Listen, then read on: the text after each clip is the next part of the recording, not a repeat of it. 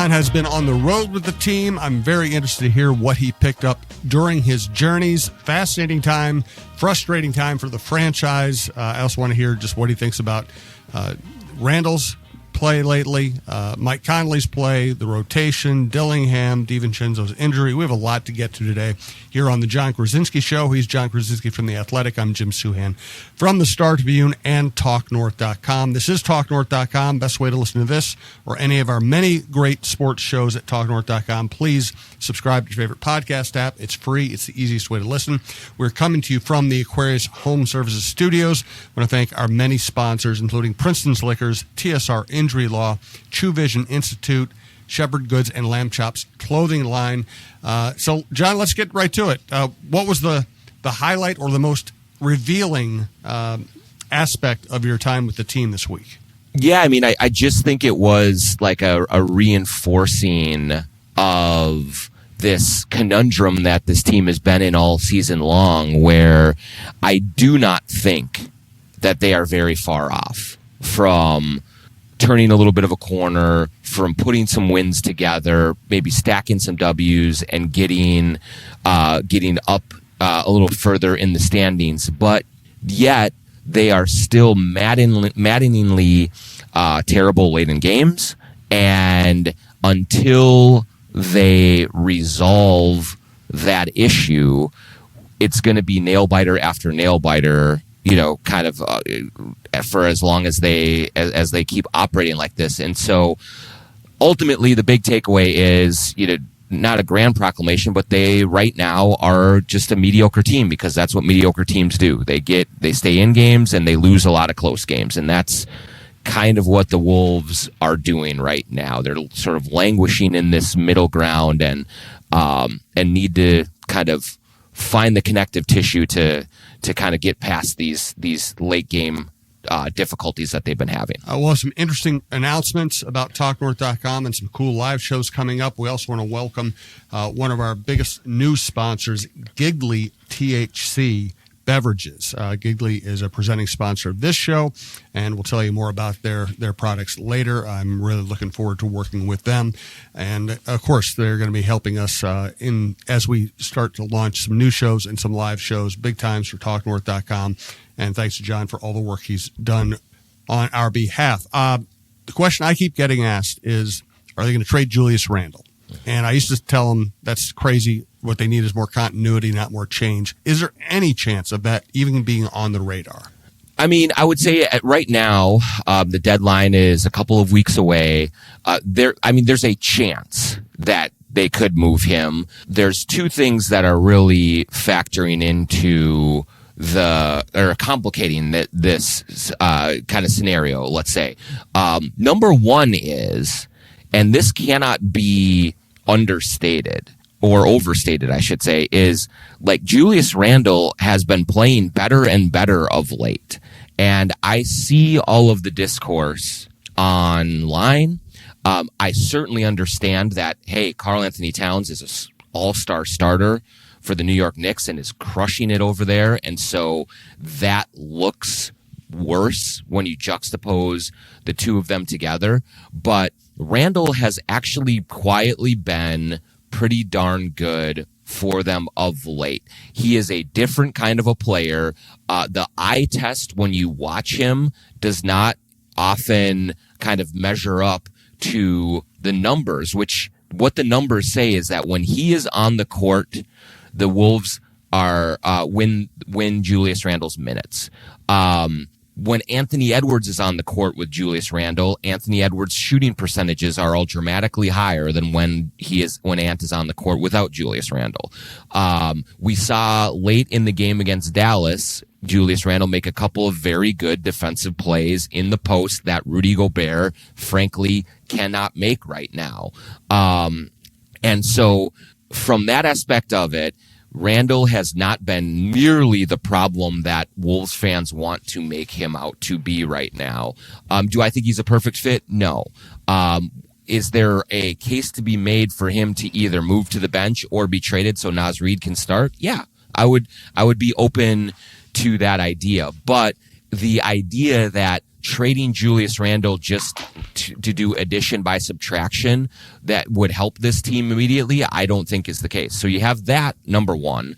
Number two is there is the reality of the situation is that there's not a huge market for Julius Randle right now. Just given his style of play, where the league is going, who out there are buyers on the market.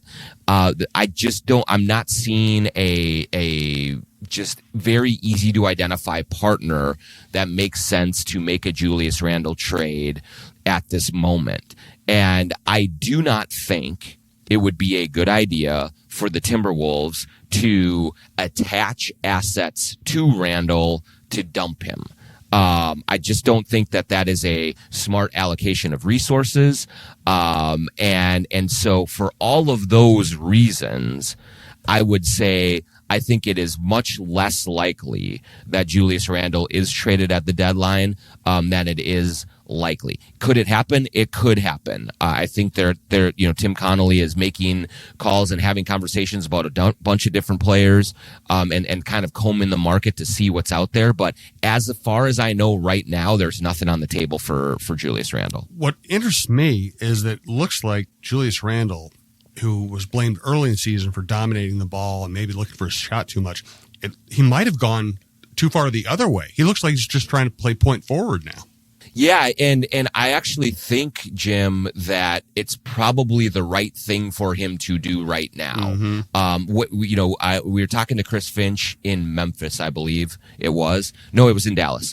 And, Julius is from there. And so there was some, pregame discussion about Julius and what he's brought to the table. And the way Chris Finch put it was that when Randle first arrived, the messaging from the team to him was, you do you and we will fit around you. Mm-hmm. And I think that he tried to do that and they quickly realized that that's maybe not the right approach to take. That with Anthony Edwards, even with like Rudy Gobert and Jaden McDaniels and stuff, what they need from Julius Randle is more of a facilitator, more of a kind of quarterback in the front court.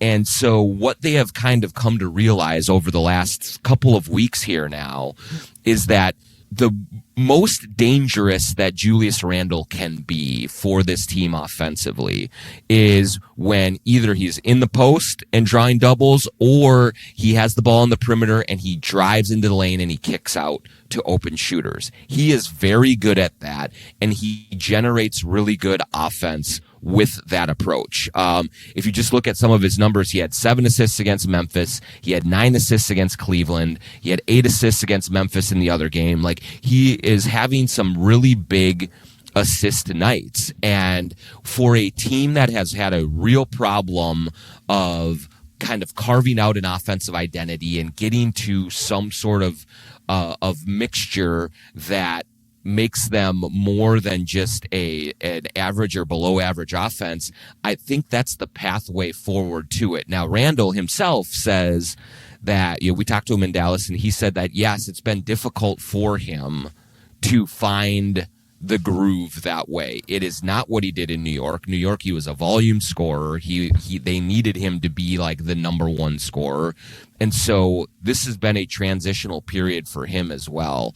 But you are starting to see, even on nights where he doesn't score a bunch of points, that he is still able to help generate good offense. He had 8 points against the Knicks, but 6 assists and kept the ball moving, got it to wide open shooters for good looks, and they win those games. And so, it's not a natural sort of position for Randle. I don't even know if it's his preferred position, role on the team, but I think that they've kind of settled on, you know what, with the mixture of talent around him, this is the way forward for him. And so I'm actually kind of endorsing that approach, because the one other thing that it does, Jim, to wrap up a long-winded answer, is that when he is in that mode, it is less deliberate. He makes quicker decisions. He moves the ball faster.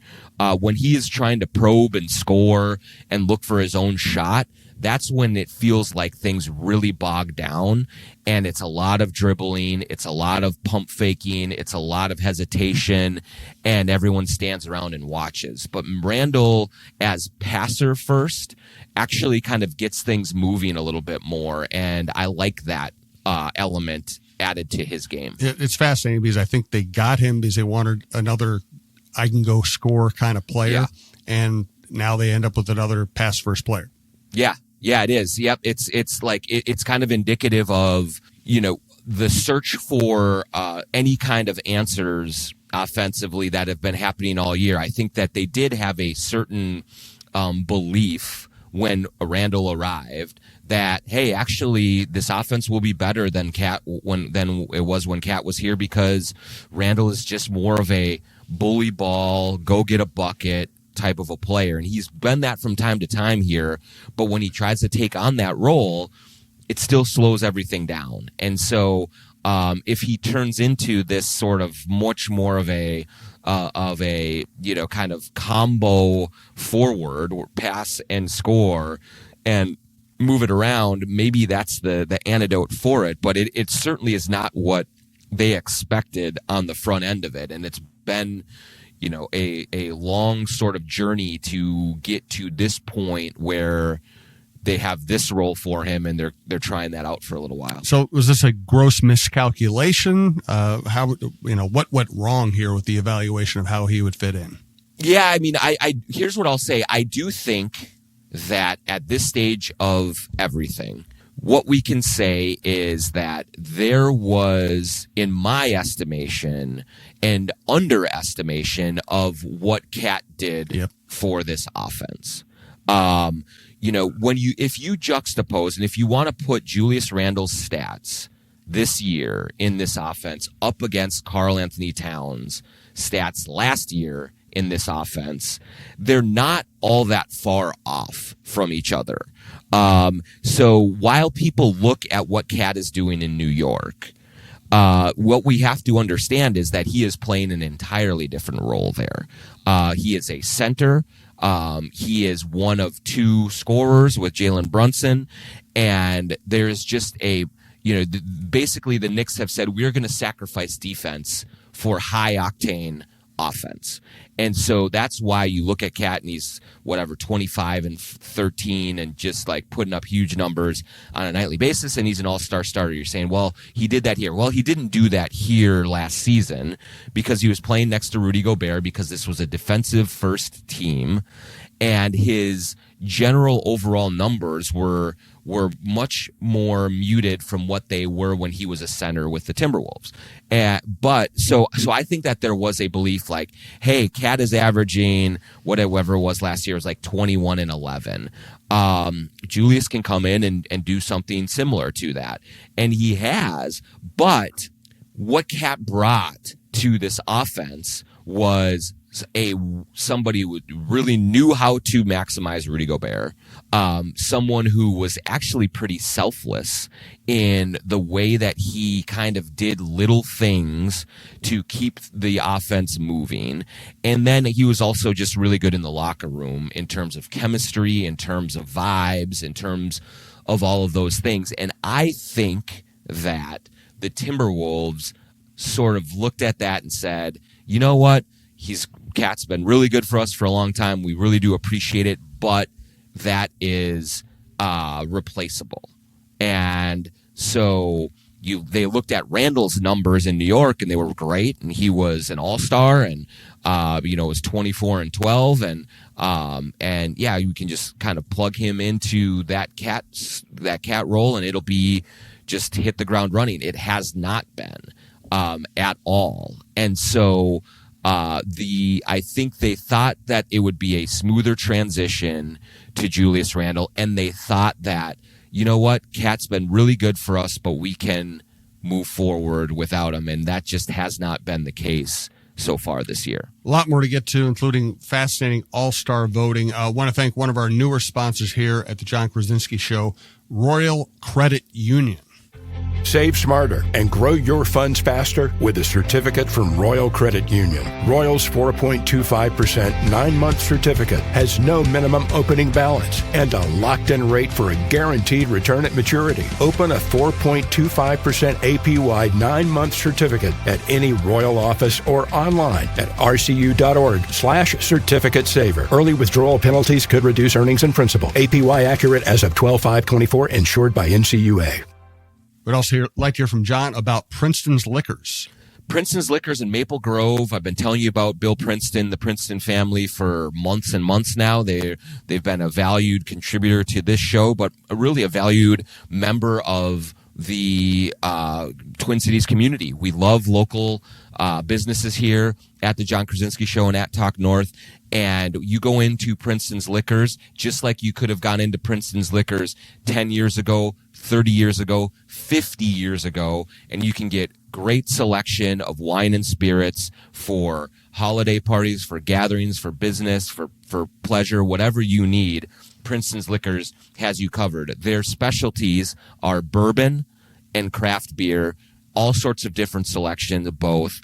Very unique items, high-priced items, more affordable items that you can pick up at Princeton's Liquors. You go in there and you know that you are coming into a business that has been in this community for decades and decades and has contributed in many ways. Bill Princeton wore the Crunch costume back as an intern with the Timberwolves and Lynx right around the turn of the century. And so, you know, he's embedded in this community, that they are a part of us. So we like to support people who support us. So go to Princeton's Liquors in Maple Grove. Thanks also to our longtime sponsor, founding sponsor of the Jon Krawczynski Show, TSR Injury Law. Steve Terry always tells me just keep it brief. What's important is if somebody's injured, they just know to call 612 TSR time. But of course, there's more to the story. They started off as a very, very small business. They started winning cases. They ended up becoming the go-to injury lawyers in Minnesota. Now they're hanging out with Nazir Reed. You see the billboards everywhere. You see the ads everywhere. They're a major success story. They're a major success story because they win cases. They win lots of cases, and they will not charge you unless they win your case. So it's a no-risk thing. Just call 612 TSR time if you ever need their particular kind of help. So the All-Star voting comes in. Karl Anthony Towns is voted first team Eastern Conference. Ant is not on the Western Conference starting five. But maybe he should be. I mean, he's kind of having a better year than Steph Curry, even with all the problems that are going on with the Wolves and with Ant looking awkward on court frequently. Yeah, you know, when you look at the numbers, just the straight numbers, yeah, Ant's numbers are most all of them, I think, except for assists, are better than Steph Curry right now. The Timberwolves are a better team. They have a better record than the Golden State Warriors, even though the Warriors have beat the Wolves 3 times, which, again, like, I cannot say enough. Like, those 3 losses to the Warriors are going to be ones that the Wolves really regret later in the season, because I think the Warriors are just a bad team. But you know, he's Steph Curry. He's still Steph Curry. He had the Olympic moment. He's had an unbelievable career. He still played very well this season. He is their lone player worth watching, essentially, on Golden State. And so it's going to be hard to unseat him from kind of a voting fan awareness kind of perspective, especially when the Wolves are 23-21 right now. If they were up where the Nuggets are, if they were 28-16, if they're a top 4 seed right now, I think that the voting may have been different and may have swung in Ant's favor. But given the relative lack of, or the disappointment so far that the team has been, and if you watch Ant closely this year, he's had great moments. The 3-point shooting's been unbelievable. Like, that's been an incredible development in his game that he deserves a lot of credit for. But there's also been, I think, just a sense that, man, you thought that there was just going to be a little bit more from him so far in year 5. Defensively, he has been much more inconsistent than he's been, especially off ball. He's shooting better from 3-point range than 2-point range. So his finishing at the rim, his mid-range jumper, all of that have not sort of been locked in. That if those numbers were where they're supposed to be, then you're looking at an astronomical kind of statistical season for Ant. But he's been a little disappointing in that regard as well. Some of the shot selection late in games we've seen has left a little bit to be desired. So could he have been a starter? Yeah, he could have been. But am I surprised that Steph Curry was given the nod over him, just kind of given everything that's gone on with this Wolves season? No, I'm not. I'm sure he'll be a reserve, and he'll very much deserve that. But there have been just a little bit. There's been some nits that can easily be picked with Ant's game this year that are, I think, just kind of muting the excitement about what he's brought to the table just a little bit so far through the first half of this season. No doubt about it. In fact, it's been fascinating to watch Timberwolves fans not go crazy about Ant complaining and not getting back on defense when all they did was complain about Karl-Anthony Towns doing the same thing. Amazing, right? Yeah. It's funny how that all works. It is. All right, a lot more to get to. Pretty much the whole rotation and the big question, is there a point at which this team really needs to just contemplate major changes, or are they to ride this out? First, though, I want to hear more about True Vision Institute. True Vision Institute in Bloomington is the place to go. I went there last summer. You've heard it from me for several months now, but just a wonderful place that takes care of you and your eye vision needs. Set up an appointment at truevision.com to go in for a consultation.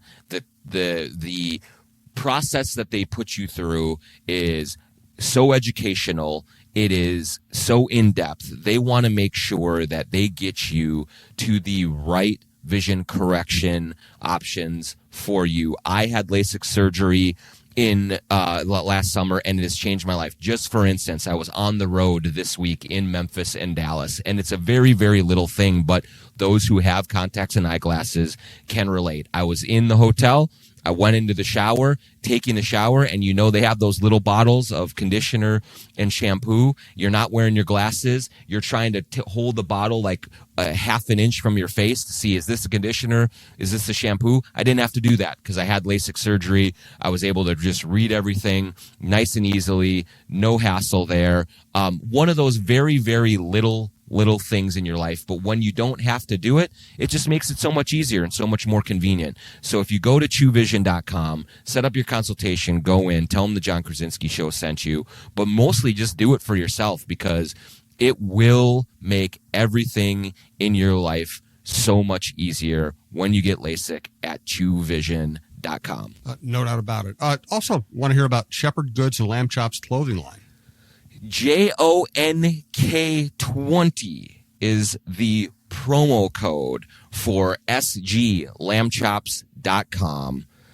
You go there for the best casual wear that you can find. Super high quality, affordable, stylish stuff that you can wear at home. You can wear out in the North Loop, hanging out on a Friday night. Sweatpants, t-shirts, hoodies, hats, anything that you can imagine there, they have it at Shepherd Goods and Lamb Chops Clothing. We see it all the time at Target Center these days. They have a Timberwolves collaboration that you can get, I think, only in Target Center. But you'll see Jordan and Craig sitting courtside. So they are another local community member deep with us in the trenches, cheering for the teams that you cheer for, and outfitting you with just great, comfortable clothes. I love their shorts. They're my favorite shorts that I've ever worn. That when you put one of their t-shirts on, you can feel like it's going to be something that lasts you for as long as you want to wear it. So go to sglambchops.com with the promo code JONK20 for 20% off anything you get there. And at the end of the show, we will answer a Twitter question from the audience, and if your question is chosen, you get a chance at a free giveaway from Lamb Chops Clothing. Beautiful. I told you I wanted to pump up Giggly THC Beverages, new sponsor, new product, really cool stuff. You want to keep the party going with the next day regrets? Say hello to Giggly THC Beverages, your new social sidekick for good vibes and even better taste. No alcohol, no bad decisions, just THC-infused cocktails, seltzers, and teas packed with natural ingredients and superfood extracts like ashwagandha and ginseng. Whether you're drinking cans at a backyard backyard bash, or just chilling with friends, Giggly's got you covered. Ditch the hangover, sip something smarter. You can find Giggly THC beverages at over 500 locations, including Total Wine, MGM, Cub Foods, Top 10, and many more. And because we think you're going to love it, we're offering 50% off your first order with code Giggly North. That's GIGLI North. Shop now at GIGLI.com. No alcohol, no hangover, just giggles. Hi, Scott here for Aquarius, your authorized independent Connecticut dealer. Wishing you a Happy New Year. Is this the year for worry-free water? Your year for softer skin, spotless dishes, cleaner laundry, and drinking water so good you'll want to hug your faucet. Connecticut uses zero electricity and delivers water you will love. Plus, enjoy 25% off a Connecticut whole home water treatment system. Schedule your free water analysis today at AquariusHomeservices.com. Aquarius, earning the right to be recommended. And we will do a Twitter question at the end.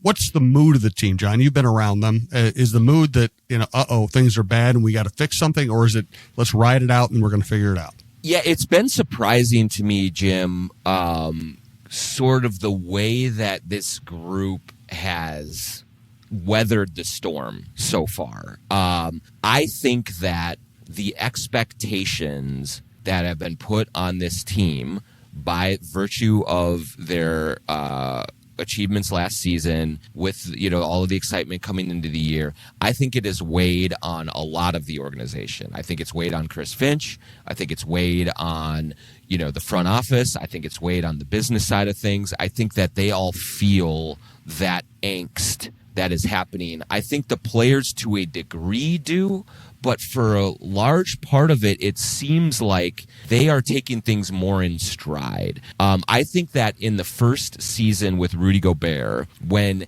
that was real flat, you could sense that there was more real kind of palpable frustration, tension with the way that the pieces were fitting together, and just how it was all kind of playing out on the court. But with this group, they seem relatively together, much more than that first group did. As much as the fit has been a struggle with Julius Randle, I think he's pretty well liked and respected in the locker room. Yep. He does not complain internally about role, about things like that. He, from talking to coaches and to front office people and to teammates about how he's handled sort of being in the eye of the storm, they have a lot of respect for the way that he's gone about things. Mike Conley was telling us in Dallas that, his only frustration or his kind of impatience with it is that he feels like he's had to be such a kind of team psychiatrist for the rest of the team that he's not been able to focus on his own shortcomings, and so that's part of the reason why he hasn't played well. But it's a group that you can tell is trying to figure each other out, but it's not been a group that is upset with each other, that is at each other's throats, that is like kind of exasperated and like, man, this isn't going to work. There's a belief in them that they're not that far away. They're in all these games. They're very, very close. They just aren't closing them out. And they think that, they're going to turn a corner. Chris Finch said on the road that I believe we have a run in us. And I don't know if he's right or not, but it does not feel like a team that's letting go of the rope right now. It feels like one that continues to believe that they have the talent to put something together in a Western Conference that outside of Oklahoma City is absolutely wide open. And so they're just kind of plugging along with it. And while fans are absolutely tearing their hair out and ready to fire everyone and trade everyone, these guys internally are sort of like kind of go with the flow right now. Yeah, and that's probably the right approach, right? Mm-hmm. I mean, I think so. Panic from the outside is fine. Panic internally is a problem. Yep, that's a problem. And you and I have both been around plenty of teams in plenty of sports that do have that panic, that you do sense it, that maybe, and a lot of times that usually comes from a belief that, hey, we don't have it. Like this, there's not enough here to to compete, and then it splinters and it goes away, and it goes sideways. This team has not splintered yet like that. Rudy Gobert is not playing well, but I'll just a little anecdote from Dallas at the end after the Dallas game. They scraped by. Rudy didn't play at the end of the game. He wasn't having one of his effective games, and yet like in the locker room corridors after the game, Ant and Rudy were taking pictures together and like kind of joking and smiling with each other. There could be real frustration on Ant's part about, come on, Rudy, get this thing together. Or there could be real frustration with Rudy about, I need more touches, all that. I haven't seen a lot of that yet. And so it's a group that is still kind of has a good feel with each other. They all get along. They all like each other. They want to start winning. It's just not translating yet to the court. It would fix everything, John. Please. Just get the chemistry going in the right direction. They should trade for Jimmy Butler. Why not? Yeah. What an emotional homecoming that would be. Can you imagine? Heartwarming is the word. Yeah, I mean, we could fly Cat in for an introductory speech. He'd be up for that. The ovation that he would get. Oh, yeah. The welcoming and just he's such a good guy. He's a connector is what he is. He brings people together. Team first. It's amazing. Yeah, it's fun. Yeah, it's just funny how it, everything that happened in Minnesota is happening in Miami, but Minnesota was always the problem. Right. And now it happens in Miami, and all of a sudden it's Jimmy Butler's problem. I wonder why that is. I love it. Any guess as to how long DiVincenzo's out? It's going to be a while, I will say. I think that they got back yesterday from Dallas, and so he was going to go have a second opinion on sort of treatment options for it, but that turf toe injury, it's really, really painful. It can be slow healing, and it is one of those injuries that you cannot sort of play through especially for a guard, a point guard. Yeah, it has to change directions a lot. That relies on quickness and on agility and those sorts of things. It can take a while. It's a grade 3 sprain, so it's a pretty significant one. So, I mean, we're talking more than a month for sure. And we will see with the discussions that he has with medical staff this week about what the options are. I think there hopefully will be some clarity, maybe even as soon as tomorrow at the Denver game, about what the next steps are for him. But it's going to be an extended absence, and so Rob Dillingham, Mike Conley, go get him, because he's not going to be back anytime soon. Right. Jaden McDaniels, fascinating game in Dallas, 27 points and 8 rebounds. Aberration or sign of things to come? Yeah, no, I'm glad you brought it up, because he is really, I think, obviously he had the career high 27 against Dallas. But I really think that game is sort of the culmination of a just steady increase in overall impact on the floor over the last couple of weeks. Most notably, Jim, his rebounding has really started to pick up and become a factor for a team that desperately needs rebounding. This is a guy who, generally speaking, over the first 4 years of his career, and even at the start of this season, you were looking at it and you're saying, man, he's like 3 rebounds a game, because he's guarding on the perimeter and he just does not kind of get himself involved on that end and in that area. But starting in, I want to say, yeah, it was about mid-December. I'm just kind of looking at the numbers. Now you're looking at rebounds since mid-December: 9, 11, 6, 7, 10, 6, 8, 8, 6, 8, 8, 12 in Memphis, 8 in Dallas. Like, he's playing bigger, is what I would say. Like, I was talking to Chris Finch about this in Dallas. Jaden is almost 7 feet tall. There's a picture of him and Joe Ingles next to each other, standing out for the national anthem before the game, and Joe puts kind of like playfully leans his head on Jaden's shoulder, and Joe is 6'8". like legit 6'8", and it looks like he's 4 inches taller or shorter than Jaden. That's how big Jaden is. I'll say 6'10". He's probably 6'11", and getting closer to 7 feet. But one of the things about Jaden so far in his career is he has all of this length, and he hasn't really used it to his advantage the way that he should. And now we're starting to see him do it, both in the rebounding department and also in the attacking the basket and elevating over guys department. He took, I think in the last 5 games, he's taken 12 shots a game, which is super aggressive for him. He took 18 shots against Dallas. He only was 1 for 5 from 3, but still very effective because he got out in transition, which is something that the Wolves do not do in general. And he was able to get to the basket, break his guy down off the dribble, elevate, and it's kind of awkward, but he has this sort of like in the lane, pull up, sort of fade away shot that kind of goes in a lot. And a lot of that is because he's just so much taller than almost everyone else who is guarding him. And so if he can start to be more aggressive offensively and give them another element, even when he is not hitting his 3-point shot, which has been very in and out this series, 2 for his last 11 in the last 2 games, he's getting away from being just the spot up 3-point shooter guy, because that's not his game.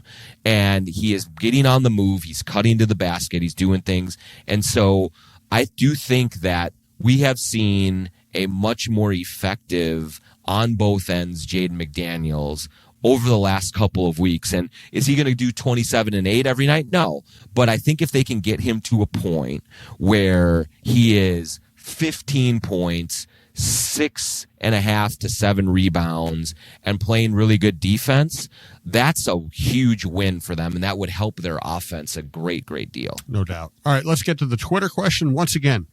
Welcome to Giggly, THC Beverages. Welcome to Royal Credit Union. Thanks to our longtime sponsors, TSR Injury Law, Princeton's Liquors, Shepherd Goods and Lamb Chops Clothing Line, and Aquarius Home Services. And let's get to Shepherd Goods and Lamb Chops Clothing Line Twitter question. Yeah, so this one comes from Ryan Latimer, and he says, what do you think the reasoning is behind the drop in Rudy's production this season? And I do think that I have sort of evolved my assessment of this team, Jim, over the last couple of weeks. To what ails it, what's working, what's not.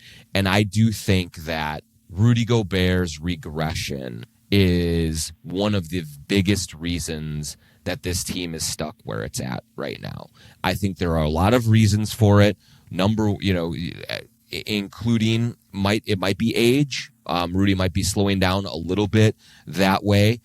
He played in the Olympics this summer. I know he didn't play an enormous role, but he was super active all summer, and I wonder if his body kind of did not respond well to that, because it was the same thing 2 years ago when they were in the World Championships and he came out and started very slowly for the Wolves that season. That last year he did not have international responsibilities. He played awesome all year long. And so we are seeing, though, kind of rebounding numbers from Rudy that are just falling off a cliff.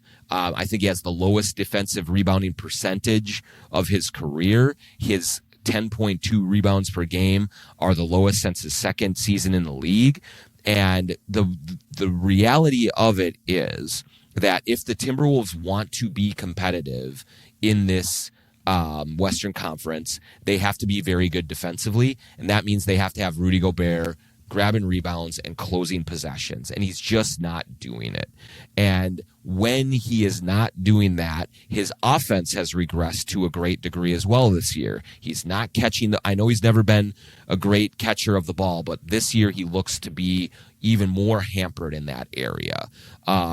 He's scoring 10 points a game. Part of that is he's not getting as many passes from Cat and Kyle Anderson because they're gone and they haven't replaced them with players that get him the ball. But also he has not rewarded the faith of his teammates when they do get him the ball. And so there is both an offensive and a defensive regression, and part of it is role, part of it is teammates not helping him, but part of it is Rudy just has to play better. He has to be better than he has been, because this is not a recipe for impactful play and for team success. And so I think that, Ryan hit on the biggest issue that the Wolves have right now is getting Rudy Gobert to be back to at least, quality on both ends. And right now he has been a minus on offense, and he has been not nearly what he was last year on defense, and that's just a terrible combination. Great stuff, Jon. Glad you're on the road with the team. Thanks to everyone who listens. Check out all of our other shows at TalkNorth.com. We have a great lineup. We're going to be announcing some new live shows here soon. Thanks for all the support. We do appreciate it. We'll talk to you next week.